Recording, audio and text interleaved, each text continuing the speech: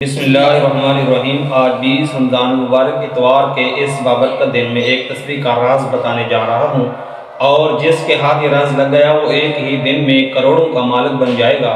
محترم ناظرین، یہ تسبیح آپ نے آج کے دن پڑھنی ہے۔ یہ تسبیح پورے سال کا رزق آپ کے گھر لے کر آئے گی، اور پورا سال گھر میں دولت کی بارش اللہ کے فضل و کرم سے ہوتی رہے گی۔ لیکن آپ سے گزارش ہے کہ تمام دوست ویڈیو کو مکمل دیکھیں، کیونکہ یہ ایک ایسی تسبیح کا راز ہے جو آج کے اس ویڈیو میں آپ کے ساتھ شیئر کرنے جا رہا ہوں۔ یہ راز بہت سے لوگوں کو پتہ ہے، اور جن لوگوں کو یہ راز پتہ ہے کامیابی ان کے قدم چومتی ہے، اور پھر زندگی کے ان بلندیوں پر پہنچ جاتے ہیں جن کا انہوں نے خواب میں دیکھا ہوتا ہے۔ حضرت انس رضی اللہ تعالیٰ عنہ بیان کرتے ہیں کہ رسول اللہ صلی اللہ علیہ وآلہ وسلم کے دور میں دو بھائی تھے۔ ان میں سے ایک نبی صلی اللہ علیہ وآلہ وسلم کی خدمت میں حاضر ہوتا تھا، جبکہ دوسرا کاروبار کیا کرتا تھا۔ کاروبار کرنے والے نے اپنے بھائی کی نبی کریم صلی اللہ علیہ وآلہ وسلم سے شکایت کی، تو آپ صلی اللہ علیہ وآلہ وسلم نے فرمایا کہ شاید تمہیں اس کی وجہ سے رزق دیا جاتا ہے۔ اللہ تعالیٰ نے رزق کے دروازے مقرر کیے ہیں اور اس کی چابیاں بھی بنائی ہیں۔ جس نے یہ چابیاں حاصل کر لیں وہ کبھی تنگ دست نہیں رہے گا۔ تو وظیفہ بتانے سے پہلے رزق کے دروازوں کے بارے میں جاننا ضروری ہے۔ پہلا دروازہ نماز ہے۔ جو لوگ نماز نہیں پڑھتے ان کے رزق سے برکت اٹھا دی جاتی ہے، وہ پیسہ ہونے کے باوجود بھی پریشان رہتے ہیں۔ رسول اللہ صلی اللہ علیہ وآلہ وسلم نے فرمایا، جس کی نماز اثر جاتی رہی گویا اس کا گھر بار اور مال و دولت لٹ گیا۔ دوسرا دروازہ استغفار ہے۔ جو انسان زیادہ سے زیادہ استغفار کرتا ہے، توبہ کرتا ہے، اس کے رزق میں اضافہ ہو جاتا ہے۔ حضرت عبداللہ بن عباس رضی اللہ تعالیٰ عنہ سے روایت کرتے ہیں کہ رسول اللہ صلی اللہ علیہ وآلہ وسلم نے فرمایا، جس نے استغفار کو لازم کر لیا تو اللہ تعالیٰ اسے ہر غم اور تکلیف سے نجات دے گا، اور ہر تنگی سے نکالنے کا راستہ پیدا فرمائے گا۔ اسے ایسی جگہ سے رزق عطا فرمائے گا جہاں سے اسے وہم و گمان بھی نہ ہوگا۔ اور تیسرا دروازہ صدقہ ہے۔ اللہ تعالیٰ نے فرمایا کہ تم اللہ کی راہ میں جو خرچ کرو گے اس کا بدلہ مل کر رہے گا۔ انسان جتنا دوسروں پر خرچ کرے گا اللہ اسے 10 گنا بڑھا کر دے گا۔ حضرت ابو ہریرہ رضی اللہ تعالیٰ عنہ روایت کرتے ہیں کہ نبی اکرم صلی اللہ علیہ وآلہ وسلم نے حضرت بلال رضی اللہ تعالیٰ عنہ سے فرمایا، اے بلال خرچ کرو اور عرش والے سے افلاس کا خوف نہ کرو۔ چوتھا دروازہ تقوی اختیار کرنا ہے۔ جو لوگ گناہوں سے دور رہتے ہیں اللہ ان کے لیے آسمان سے رزق کے دروازے کھول دیتا ہے۔ پانچواں دروازہ کثرت نفلی عبادت ہے۔ جو لوگ زیادہ سے زیادہ نفلی عبادت کرتے ہیں اللہ ان پر تنگ دستی کے دروازے بند کر دیتے ہیں۔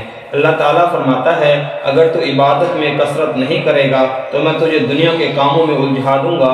لوگ سنتوں اور فرضوں پر ہی تو توجہ دیتے ہیں، نفل چھوڑ دیتے ہیں، جس سے رزق میں کمی آتی ہے۔ چھٹا دروازہ اللہ پر توکل ہے۔ جو شخص یہ یقین رکھے کہ اللہ دے گا تو اسے اللہ ضرور دے گا، اور جو شخص اللہ پر توکل نہیں کرے گا وہ ہمیشہ پریشان ہی رہے گا۔ حضرت عمر ابن الخطاب رضی اللہ تعالیٰ عنہ نے فرمایا کہ رسول اللہ صلی اللہ علیہ وآلہ وسلم نے ارشاد فرمایا، اگر تم حسن خوبی کے ساتھ پر اللہ پر توکل کرو تو تمہیں اس طرح رزق دیا جائے گا جس طرح پرندوں کو رزق دیا جاتا ہے۔ وہ صبح کے وقت خالی پیٹ جاتے ہیں اور شام کے وقت سیر ہو کر لوٹتے ہیں۔ ساتواں دروازہ شکر ادا کرنا ہے۔ اللہ تعالیٰ کا شکر ادا کرنا رزق میں برکت کا ایک بہت بڑا ذریعہ ہے۔ ارشاد باری تعالیٰ ہے، اگر تم شکر کرو گے تو میں تمہیں اور زیادہ عطا کروں گا، اگر تم ناشکر کرو گے یعنی کفران نعمت کرو گے تو پھر میرا عذاب بہت سخت ہے۔ تو اس لیے ناظرین، آپ عمل شروع کرنے سے پہلے صدقہ کر لیں۔ صدقے کی اتنی زیادہ فضیلت ہے کہ آپ سوچ بھی نہیں سکتے۔ حضرت جبرائیل علیہ السلام نے اللہ رب العزت سے پوچھا کہ پروردگار، دنیا میں سب سے طاقتور چیز کیا ہے؟ تو اللہ رب العزت نے فرمایا کہ پہاڑ۔ حضرت جبرائیل علیہ السلام نے عرض کیا، یا اللہ اس سے بھی کوئی طاقتور ہے؟ تو اللہ رب العزت نے فرمایا کہ لوہا، جو کہ پہاڑ کو بھی کاٹ دیتا ہے۔ جبرائیل علیہ السلام نے عرض کیا، یا اللہ اس سے بھی کوئی طاقتور چیز ہے؟ تو اللہ رب العزت نے فرمایا کہ آگ، جو کہ لوہے کو پگھلا دیتی ہے۔ حضرت جبرائیل علیہ السلام نے عرض کیا کہ یا اللہ اس سے بھی کوئی طاقتور چیز ہے؟ تو اللہ رب العزت نے فرمایا کہ پانی، جو کہ آگ کو بھی بجھا دیتا ہے۔ حضرت جبرائیل علیہ السلام نے عرض کیا، یا رسول اللہ حضرت جبرائیل علیہ السلام نے عرض کیا یا اللہ اس سے بھی کوئی طاقتور چیز ہے جو اللہ رب العزت نے فرمایا کہ ہوا جو کہ پانی کو بخارات بنا کر اڑا کر لے جاتے ہیں۔ حضرت جبرائیل علیہ السلام نے عرض کیا یا اللہ اس سے بھی کوئی طاقتور چیز ہے؟ اللہ رب العزت نے فرمایا کہ صدقہ اور صدقے کے بارے میں آتا ہے کہ ایک ہاتھ سے دو اور دوسرے ہاتھ کو پتہ نہ چلے۔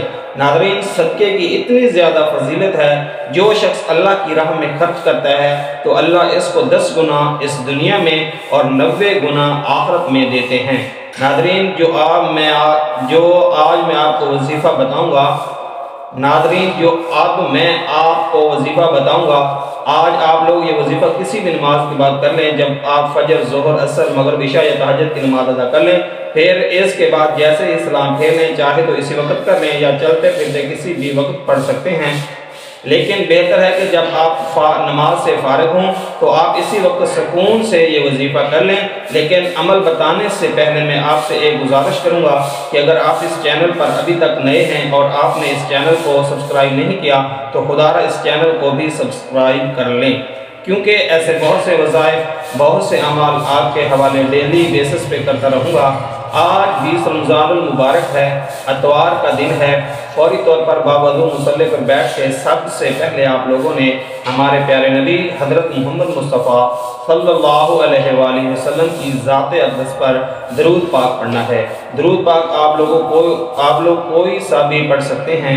آپ صلی اللہ علیہ محمد پڑھ لیں یا آپ صلی اللہ علیہ وآلہ وسلم پڑھ لیں یا پھر آپ نماز والا درود پاک پڑھ لیں۔ نماز والا درود پاک یہ ہے: اللہم صلی علی محمد وعلی آل محمد کما صلیت علی ابراہیم وعلی آل ابراہیم انک حمید مجید۔ اللہم بارک علی محمد وعلی آل محمد کما بارکت علی ابراہیم وعلی آل ابراہیم انک حمید مجید۔ ایک بار درود پاک پڑھ کر وظیفے کا آغاز کر دینا ہے۔ جب درود پاک آپ لوگ پڑھ لیں، اس کے ساتھ فوری طور پر آپ نے سب سے پہلے اپنے مقصد کی نیت کرنی ہے۔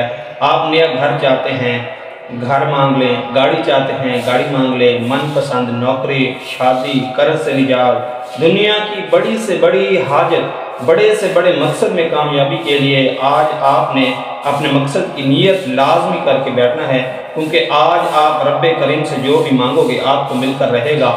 بزرگوں کے بتائے ہوئے طریقے سے 20 رمضان المبارک اتوار کے دن یہ خاص وظیفہ پڑھنا ہے۔ اپنے مقصد کی نیت کرنے کے بعد فوری طور پر آپ نے اپنی آنکھوں کو بند کر لینا ہے۔ اعوذ باللہ من الشیطان الرجیم، بسم اللہ الرحمن الرحیم پڑھ کر وظیفے کا آغاز کرنا ہے۔ آپ کی آنکھیں بند ہیں اور یوں محسوس کیجئے گا کہ دنیا سے آپ کا تعلق ختم، آپ رب کی بارگاہ میں موجود ہیں۔ اس کے بعد اب آپ تمام ناظرین نے ایک مرتبہ پہلا کلمہ پڑھ کے یہ وظیفہ شروع کر دینا ہے: لا الہ الا اللہ محمد رسول اللہ۔ پہلا کلمہ جب آپ لوگ پڑھ لیں، پہلا کلمہ پڑھنے کے فوراً بعد آپ نے پہلے نمبر پہ جو وظیفہ پڑھنا ہے وہ وظیفہ سورہ کوثر کا ہے۔ سب سے پہلے آپ نے سورہ کوثر پڑھ لینی ہے۔ سورہ کوثر کی تلاوت سماعت فرما لیں۔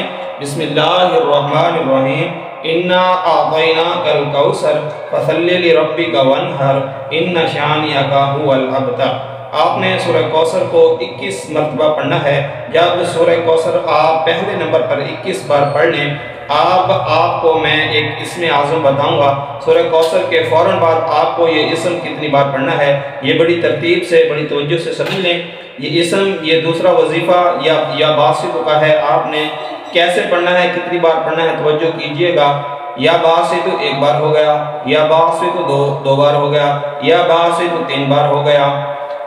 اس طرح سے یا باسط کو آپ ہاتھ کی انگلیوں پر پڑھ لیں یا تسبیح کے دانوں پہ پڑھ لیں۔ آپ نے 101 مرتبہ پڑھ لینا ہے، یعنی ایک تسبیح آپ نے پڑھنی ہے۔ اس کے بعد فوراً سے آپ لوگوں کو دوبارہ سے 21 مرتبہ سورہ کوثر پڑھ لینی ہے۔ سورہ کوثر میں نے آپ کو پڑھ کر سنا دی ہے۔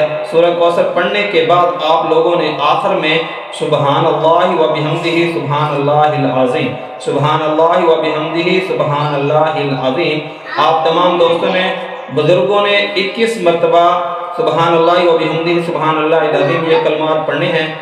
جب آپ 21 مرتبہ سبحان اللہ و بحمدہ سبحان اللہ العظیم اچھی طرح کاؤنٹ کر کے پڑھ لیں تو اس کے بعد آپ نے آخر میں اتنا ہی درود پاک پڑھنا ہے جتنا آپ نے عمل کے شروع میں پڑھا تھا، اور اس کے بعد آپ کا یہ وظیفہ عمل مکمل ہو جائے گا۔ درود پاک پڑھنے کے بعد آپ نے ہاتھوں کو دعا کے لیے جیسے اٹھاتے ہیں اٹھا لینا ہے، اور پھر اپنے دونوں ہاتھوں پر پھونک مار دیجئے گا، دم کر دیجئے گا، اور دونوں ہاتھوں پر پھونک مار کر اپنے چہرے پر پھیر لیجئے گا، اور اس کے بعد ہاتھ اٹھا کے اللہ تبارک و تعالیٰ سے دعا مانگ لیجئے گا۔ جو آپ کی حاجتیں ہیں، 10 حاجتیں ہیں، 100 حاجتیں ہیں، ان کے لیے اللہ تعالیٰ سے دعا مانگ لیجئے گا۔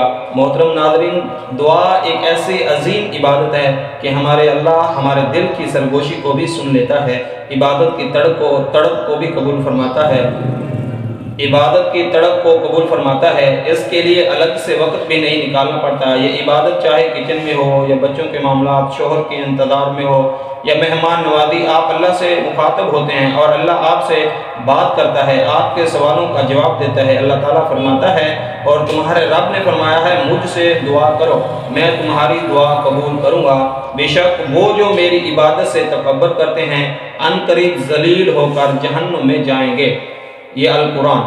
عموماً مانگنے والے لوگ اچھے نہیں لگتے، مگر اللہ کا تو الگ ہی معاملہ ہے کہ اسے مانگنے والے پسند ہیں، حتیٰ کہ چھوٹی سی چھوٹی ضرورت کے لیے بھی اللہ تعالیٰ کو پسند ہے کہ اس کا بندہ اس سے مانگے۔ اور تمام حضرات نماز کا اہتمام لازمی کیا کریں، کیونکہ نماز پڑھنا ہر مسلمان مرد اور عورت پر فرض ہے۔